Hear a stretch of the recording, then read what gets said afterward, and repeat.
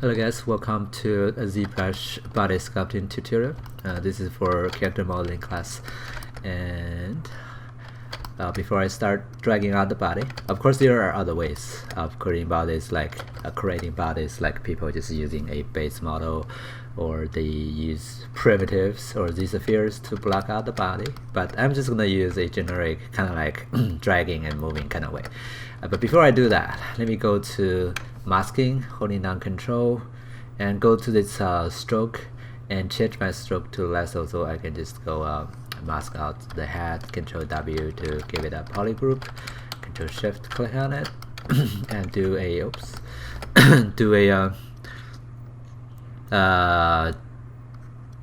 sub 2 split hidden.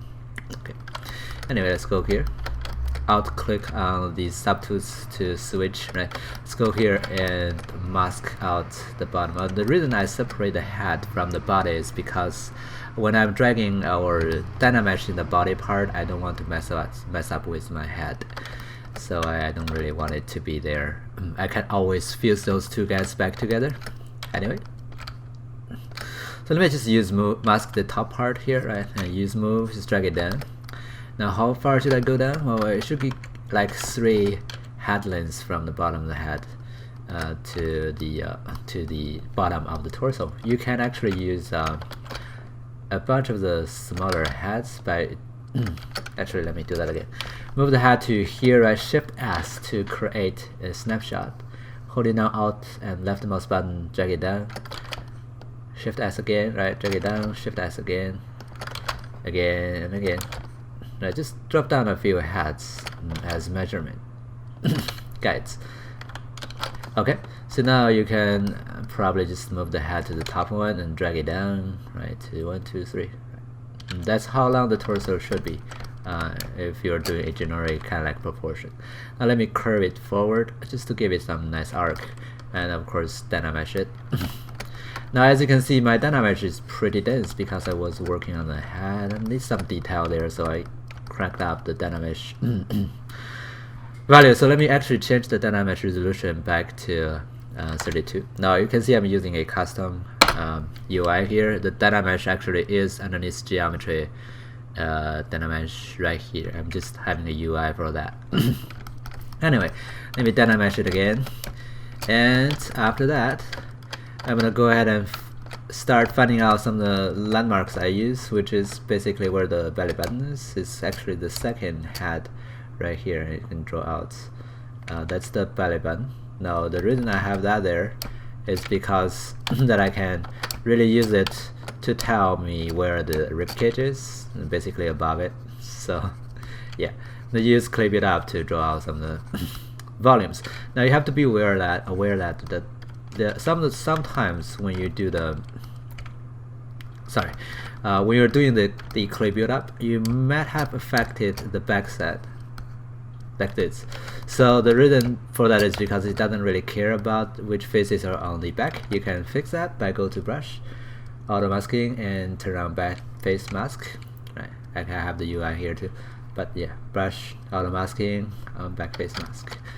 Alright, so that's gonna help you to prevent that. Oftentimes it's not going to be a big deal unless your model is super thin.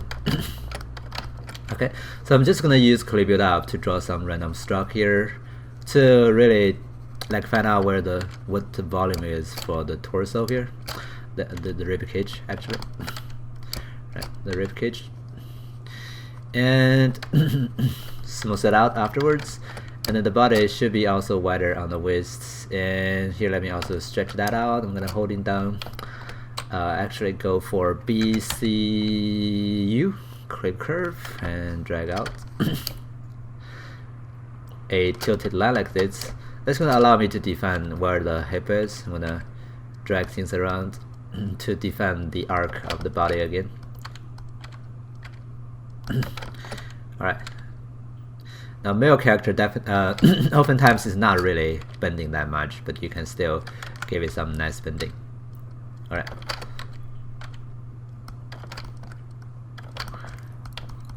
So that's the hip, and I can use clay build up just to give it a little bit more detail if I wanted to, but not important yet. Alright, so we have the primary shape of the body now. Now sometimes people have this guy goes forward more, and sometimes people have the hip standing more in the front, based on what kind of pose you're standing, right? So it's not something you should follow one way or the other. Just make sure that you have this nice arc.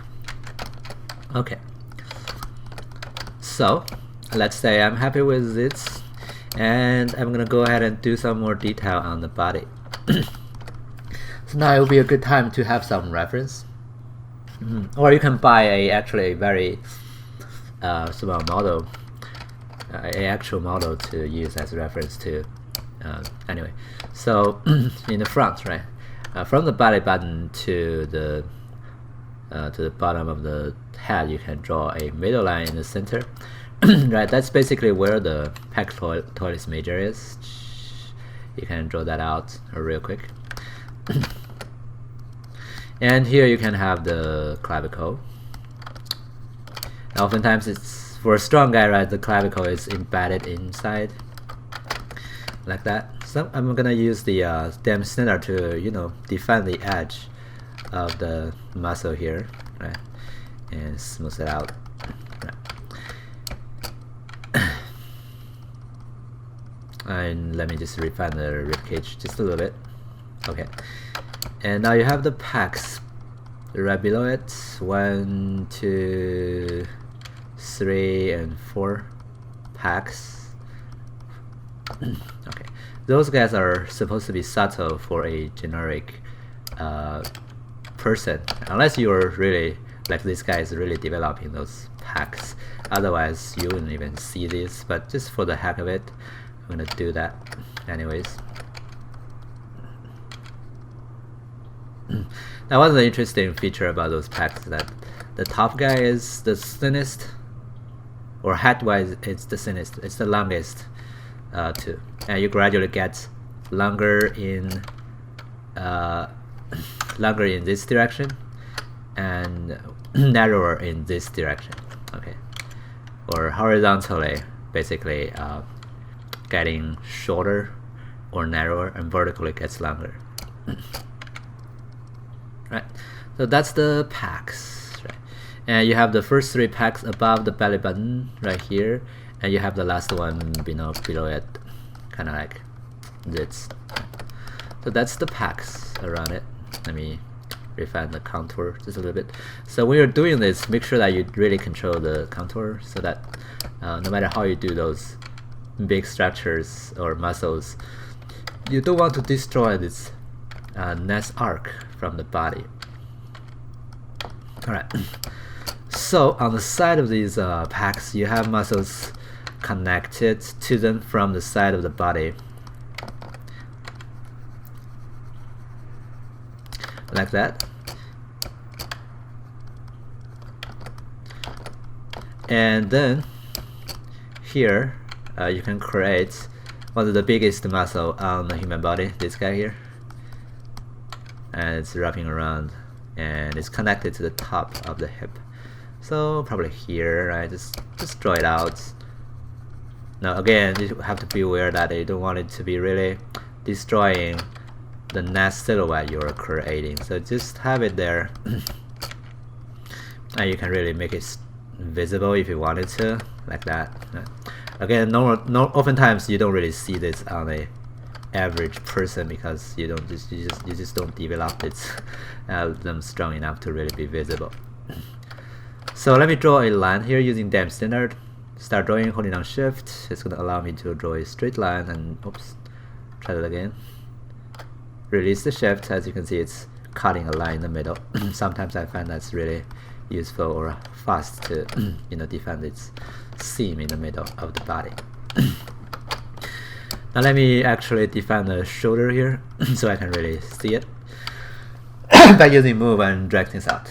Okay,